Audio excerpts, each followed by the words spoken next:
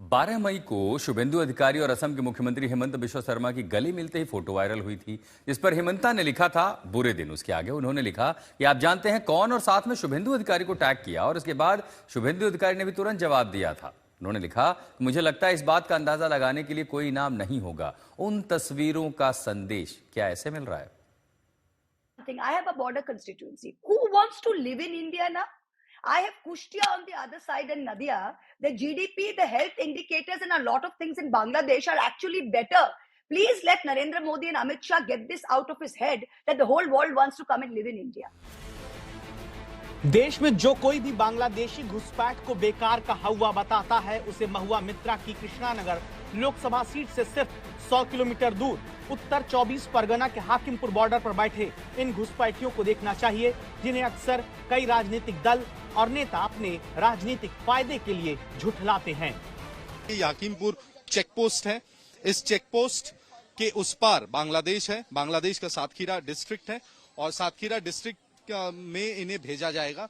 और जो प्रोसेस ये बताया गया है कि अमूमन जितने लोग आते हैं उनमें से कुछ लोगों को यहाँ सिलेक्ट किया जाता है, उनके दस्तावेज लिया जाता है, बांग्लादेश के जो दस्तावेज रहे हैं। याद करिए, बंगाल में जब एसआईआर की प्रक्रिया शुरू हुई तब भी ऐसे ही बॉर्डर पर लोग बांग्लादेश जाना शुरू हुए थे। ये लॉकडाउन बছর আগে মানে আর্লি লকডাউন শুরু হয়েছে। কিভাবে আর রাতি পারেনি সুরাইপথে এলাম। কোন জায়গা? এ তোমার বেনাফল দে। সেটা কত বছর মোটামুটি? এই লকডাউন কয় বছর আছে? আমি 2 বছর 1 মাস হয়েছে এখানে আসছিলাম। চোরাই পথে আসছিলাম। কোন পথে আসছি সেটা বলতে পারবো না। কেন এসেছিলেন? আসছিলাম, আমার ওয়াইফ অনেক অসুস্থ ছিল, তার মানসিক কিডনির সমস্যा ছিল।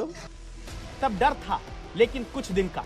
हो सकता है इन्हें लगा हो कि जैसा पहले है वैसा ही चलता रहेगा।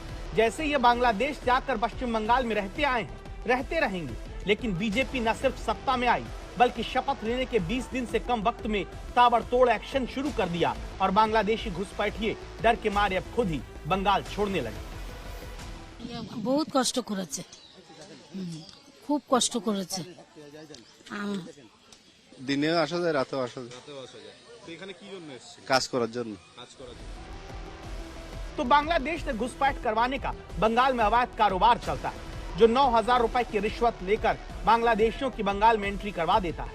सबसे बड़ी बात यह कि बांग्लादेश से आने वाले ये लोग या तो काम की तलाश में भारत आते हैं या फिर इलाज करवाने के। मतलब भारत में बांग्लादेश के लोगों को बेहतर सुविधाएं और भविष्य दिखता है, जो उन्हें घुसपैठ के लिए प्रेरित करता है, जो उस दावे के बिल्कुल उल्टा है कि भारत में कोई क्यों आना चाहेगा। लेकिन इस मामले में सबसे खबरदार करने वाली बात यह है कि भारत में घुसपैठ करना आसान है और घुसपैठियों को बांग्लादेश भेजना थोड़ा कठिन। पश्चिम बंगाल में नया सरकार आने के बाद घुसपैठियों को चिन्हित करने के लिए 3D नीति अपनाई है, यानी डिटेक्ट, डिलीट और डिपोर्ट।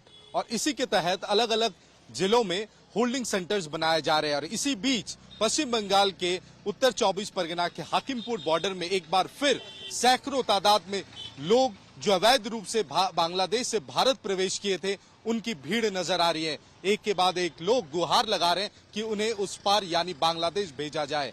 ये माना जा रहा है कि यह होल्डिंग सेंटर बनाने की खबर फैलने के बाद लोगों में, खासकर इन घुसपैठियों में एक आतंक बैठ गया है कि अगर उन्हें गिरफ्तार कर लिया गया तो फिर आगे क्या होगा।